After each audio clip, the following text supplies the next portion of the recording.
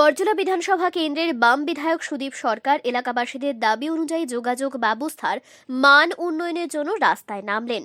নিজ বিধানসভা এলাকার চানমারি কার্গিল টিলা এলাকাতে রাস্তার উন্নয়নের দাবি দীর্ঘদিনের, তবে প্রশাসন দীর্ঘদিন ধরে এই দাবির প্রতি কর্ণপাত করছে না। এবার নিজ বিধায়ক এলাকা উন্নয়ন তহবিলের অর্থে সংশ্লিষ্ট এলাকার 120 মিটার রাস্তা নতুনভাবে তৈরি করার জন্য উদ্যোগ গ্রহণ করলেন বিধায়ক সুদীপ সরকার।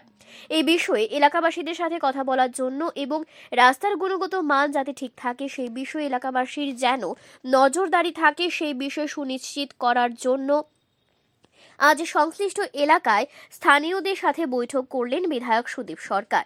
এই বিষয়ে সংবাদ মাধ্যমের সাথে প্রতিক্রিয়া ব্যক্ত করতে গিয়ে বিধায়ক শ্রী সরকার দাবি করেছেন, আদতে উন্নয়ন কিছুই হচ্ছে না, শুধুমাত্র উন্নয়নের নামে দিকে দিকে প্রচার চলছে।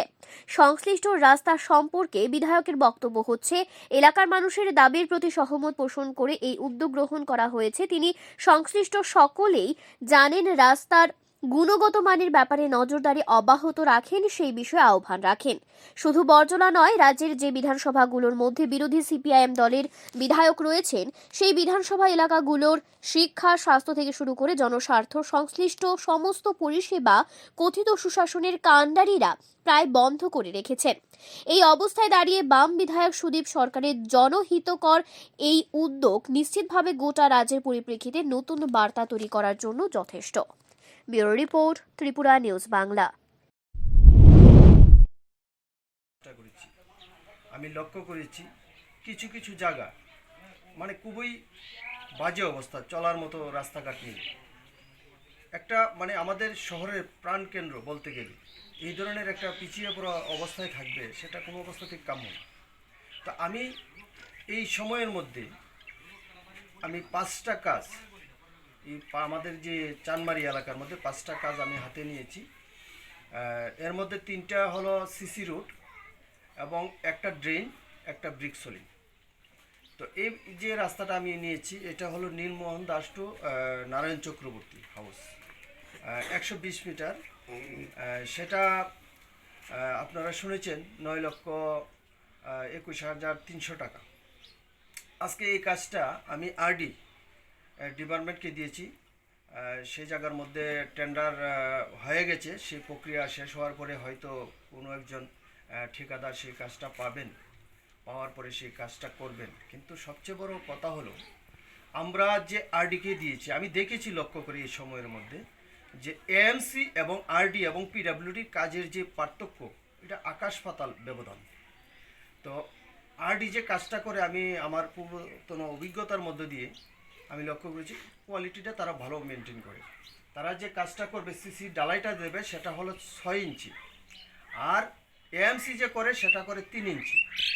তাহলে ড্রেন উইথ সিসি রুট যেটা 9,21,000, যদি আমি আজকে এএমসিকে দিতাম তাহলে এটা 5 লক্ষ টাকার মধ্যে হয়ে যেত। তো সেই জায়গার মধ্যে আমি চাই যে আমার কাজের কোয়ালিটি ঠিক থাকুক। আর এএমসি আমাদের এই এলাকার মধ্যে, আমি বরজলা বিধানসভা এলাকার বিভিন্ন জায়গাতে যখন ঘুরি দেখি এএমসি যে কাজগুলি করে 6 মাস যাওয়ার সঙ্গে সঙ্গে পায়ের জুতার বাড়ির চোটে মানে পাথর উঠে যায়। তো সেই জন্য আমি এএমসিকে দিয়ে কাজটা করাতে আমি ইচ্ছুক না, আমি আরডিকে পয়সা বেশি যাক, যাতে কাজটার গুণগত মান ঠিক থাকে, তার লাইবিলিটি এবং টেকসইটা যাতে ভালো হয়। তো এই ক্ষেত্রে এই যে রাস্তাটার অবস্থা আপনারা শুনেছেন, এই এলাকার যারা নেতৃত্ব তারা বলেছেন যে এই রাস্তাটার অবস্থা খুবই খারাপ। প্রথমত তারা প্রায়োরিটি দিয়েছেন এই রাস্তাটা করার জন্য। তো আমি তাদের কথা মতো আমি সেভাবেই উদ্যোগ নিয়েছি। এবং সবচেয়ে বড় বিষয় হলো, আপনাদের রাস্তা আপনারা চলবেন, আপনাদের এলাকাটা ডেভেলপড হবে, দেখতে সুন্দর হবে, মানুষের আসা যাওয়া বাড়বে, জায়গার দাম বাড়বে। সেই দিকে লক্ষ্য রেখে যিনি কাজ করতে আসবেন ওনার সঙ্গে কোনো রকম কাজের কনফার্মাইসে আপনারা যাবেন না। সেটা আমি নিজেও কোনো সময় কোনো দিক দিয়ে পছন্দ করি না। আমার ফেসবুক যারা লক্ষ্য করেন আপনারা দেখেছেন, আমি বিভিন্ন জায়গাতে যাই, আমি কাজগুলি নিজে চোখে দেখার আমি বা ফলো আপ করার জন্য চেষ্টা করি। এটা হলো আমার উদ্দেশ্য, যাতে কাজ